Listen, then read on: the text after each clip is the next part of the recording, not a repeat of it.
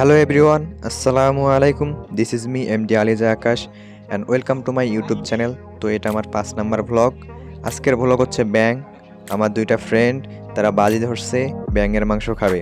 তো দেখা যাক ব্যাঙের মাংস খাইতে পারে কি না, সে তার বাজি জিততে পারে কি না। তো তার জন্য আমরা ব্যাং ধরে নিয়ে আসলাম। অলরেডি রাত 9টা বেজে গেছে, এখনো অনেক কাজ বাকি আছে।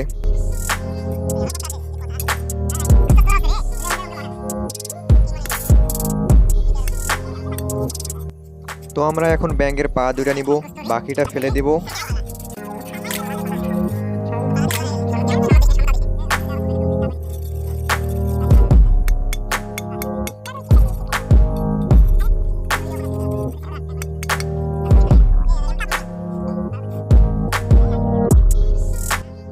ব্যাঙের দুইটা পা নেওয়ার পর পা থেকে চামড়া সরিয়ে নেওয়া হচ্ছে। একটা পায়ের চামড়া সরানো শেষ।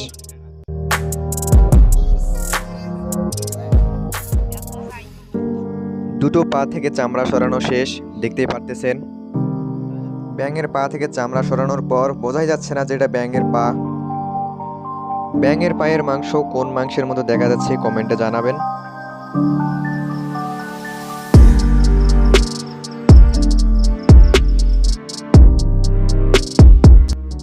এখন ব্যাঙের পা গুলো সিদ্ধ করা হচ্ছে যাতে করে কোনো জীবাণু না থাকে। তো আমরা আছি এখন আম বাগানে, তাই ইট দিয়েই আমরা চুলা বানিয়ে নিলাম।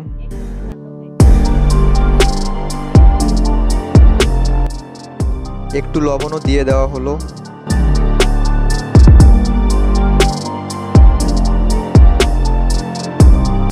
সিদ্ধ করার পর এখন আমরা মশলা দিয়ে নিচ্ছি যেন খাওয়ার উপযোগী হয়, কেননা সে তো খাবে আর সে তো বাহিরের কেউ না, আমাদেরই ফ্রেন্ড।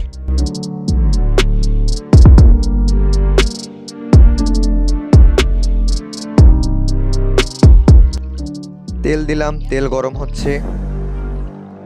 তেল গরম হয়ে গেছে, এখন ব্যাঙের পা দুটো মাছ ভাজার মতো করে ভেজে নিব।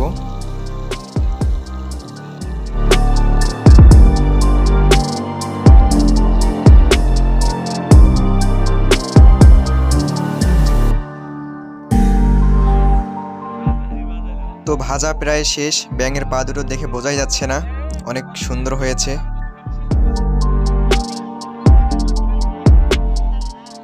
এই ছেলে খাবে ব্যাঙের মাংস, সে অনেক এক্সাইটেড। দেখা যাক সে খাইতে পারে কি না।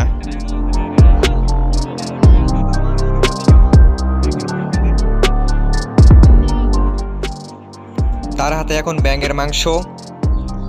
ব্যাঙের মাংস খাইতে পারলে সে বাজি দিতে যাবে, আর না পারলে হেরে যাবে। ও ভাই, খাওয়া শুরু করে দিল, পুরোটা কি শেষ করতে পারবে?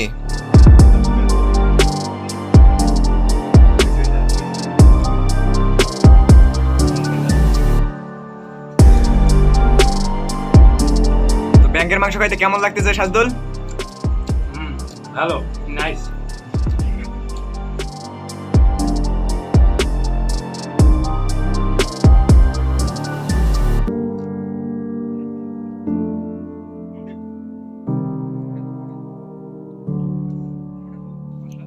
তো পুরো ব্যাঙের মাংস শেষ করলো কোনো প্রকার কোনো প্রবলেম ছাড়াই। সে বাজিও জিতে নিল অনেক সহজেই। ব্যাঙের মাংস খাইতে কেমন লাগলো?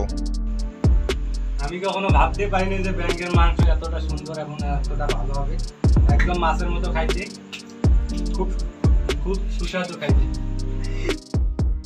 ভিডিওটা ভালো লাগলে লাইক করবেন, কমেন্ট করবেন আর সাবস্ক্রাইবটা করে দিয়েন প্লিজ। তো ব্যাঙ নিয়ে আর একটা কথা না বললেই নয়, ব্যাঙ মারা কিন্তু হারাম, আর যে জিনিস মারা হারাম সেটা খাওয়া কিভাবে হালাল হয়।